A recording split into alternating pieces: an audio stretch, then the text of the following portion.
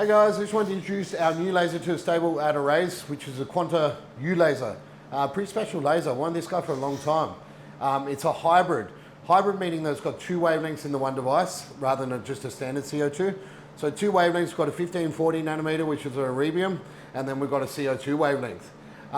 It makes it very adjustable, so you can either use a single wavelength by itself or you can use it consecutively. The simple way of explaining it, why it's good or why I want a hybrid, is that we can use it consecutively. So we fire the 1540 nanometer first, which is non-ablative. That heats the skin up. So basically, like simple way, heats the skin, and then we fire the CO2 straight after that. Being that the skin's already heated and primed, the CO2 can penetrate much easier without causing much thermal damage. So that means less downtime, and then a better end result because it's stimulating more collagen with the heat from the 1540. So really good benefits there, and then it's very adjustable what we can do. But I just want to talk tattoo removal today and why was the main reason I bought it.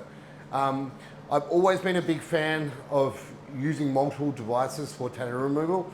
I don't feel like there's one either Pico or a nano laser that can do everything in tattoo removal. They've always been lacking in areas. More so when a tattoo has either damage from when it was applied, so it's got scar tissue from when the tattoo was applied with a needle. Very, very common. A lot of the time, even tattoos, you can't see the scar tissue on the surface, but underneath where all the ink sits, it's stuck in scar tissue, so it kind of encapsulates itself. Or then a worst case scenario when it's actually raised out of the skin, where the ink's packed too tight and then we've got scar tissue over the top. A normal laser, whether it be Pico or Nano, it can shatter ink very well, but it can't penetrate through the scar tissue when it's very thick. So a lot of the time when you get tattoos that seem stubborn, I guess, after multiple treatments and not moving very well, it's because they're stuck in scar tissue. Now back when we first started, we used to use micro needling either after tattoo removal or in between sessions to try and break down that scar tissue, which was a nice entry level way of doing it. It's definitely not like a CO2, but it does work, it does help.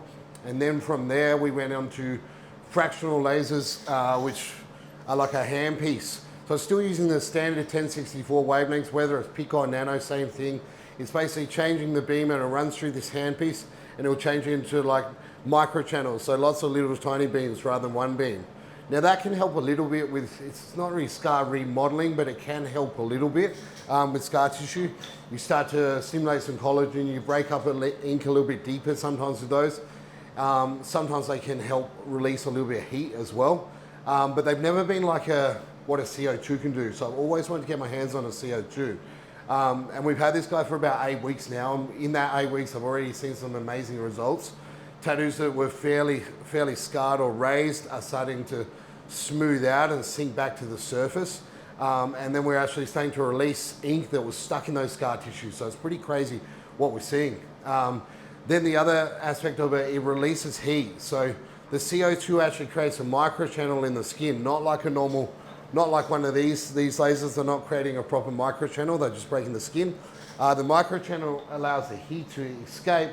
When the heat escapes, when you're actually like looking at the tattoo after it's treated, you see the tattoo actually flatten out because after a Pico treatment or a Nano, heat is stuck in the skin. It's underneath the skin, it's angry and it's raised. When you run a CO2 over the top, you see it basically relax, the skin relaxes.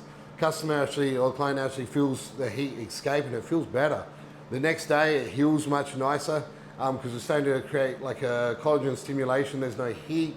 So healing is much better, but then we got over the next couple of months after treatment, we start to see a lot better progress because of the scar remodeling side of things. So it's changing tattoo removal for what we know. I think it's the next gen of tattoo removal. I think in the future, everyone will be using CO2s along with Pico or Nano lasers.